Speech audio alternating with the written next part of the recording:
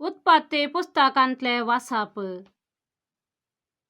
मनशान येवे आपले बायले कडे एकवट केलो आणि ती गर्भस्थ झाली आणि कायनाक प्रसूत झाली.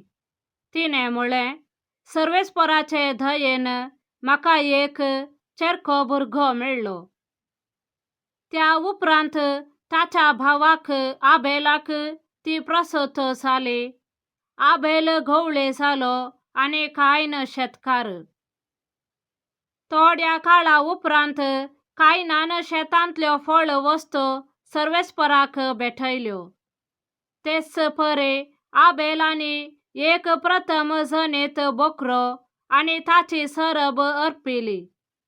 आबेल आणि ताची भेटवणी सर्वेस्पराक मानवाली. पूण कायन आणि ताची भेटवणी ताका मानवाली ना. देखून कायनाक कठीण राग आयलो आणि ताचे तोंड भावलें. तेन्ना सर्वेस्परान कायनाक म्हळें, तूं कित्याक रागार जालाय आणि तुजें तोंड कित्याक भावलां? तूं जर बरें करशी तुय कित्याक मानवंक नजो?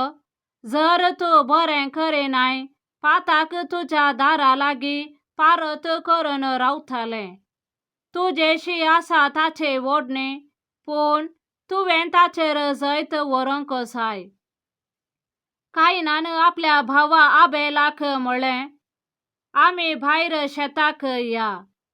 शेतांत उक्त्या जाग्यार ते आसतना कायनान आपल्या भावाक आबेलाक धरलो आणि ताका जिवीशी मारलो.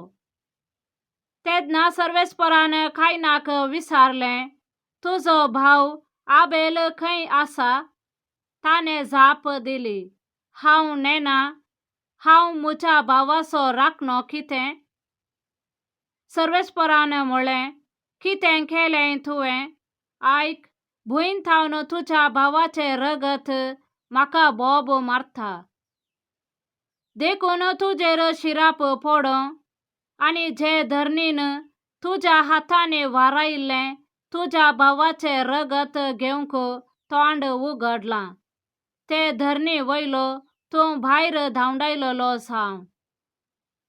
तूं भुंय वचतलोय तरी ती तुका फळ दिवची ना. पृथ्वेर तूं पारफळ आणि परदेशी कसो भोंवतलोय. कायनान सर्वेस्पराक म्हळें, म्हज्यान सोसूंक जायना तसली शिक्षा ही. पळय, हे भुंयतलो तुवें म्हाका भायर घालाय. तुजे नदरे थावन हांवें लिपोवन रावचें पडटलें.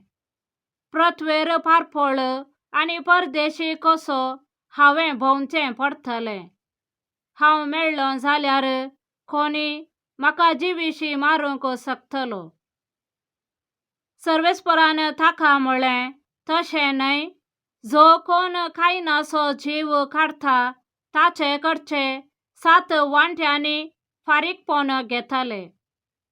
देखून कायनाक कोणेय जिवीशी मारिनाशें करूंक सर्वेस्परान ताचेर एक मोर मारली. आदावन परतून आपले बायले कडे एकवट केलो आणि ती एका चेरक्या भुरग्याक प्रसूत जाली आणि तिने ताका सेत म्हूण नांव दिलें. तिने म्हळें, कायनान जिवीशी मारल्या आबेलाच्या जाग्यार देवान म्हाका आनी एक पूत फावो केलो. देवाचे उतर हे. देवाचे व्हड उपकार. श्लोक. दिनवासनेचो यज्ञ देवाक भेटया. देवाचो देव सर्वेस्पर उलयता. उदेंती थावन अस्तमते पर्यंत सगळे पृथ्वीक तो आपयता. तुज्या बलिदाना पासत हांव तुजे दुशान करिना. तुज्यो होम बल्यो सदांच म्हजे मुखार आसात. श्लोक. दिनवासनेचो यज्ञ देवाक भेटया. म्हज्यो आज्ञा कित्याक परत परत उसारताय? म्हजो करार कित्याक सदांच तुज्या वोंटांचेर? कारण तूं शिस्तेची बेपरवा करताय. मुझे उतरां तुझे फाटल्यान उडयताय. श्लोक. दिन वाचण्याचो यज्ञ देवाक भेटया.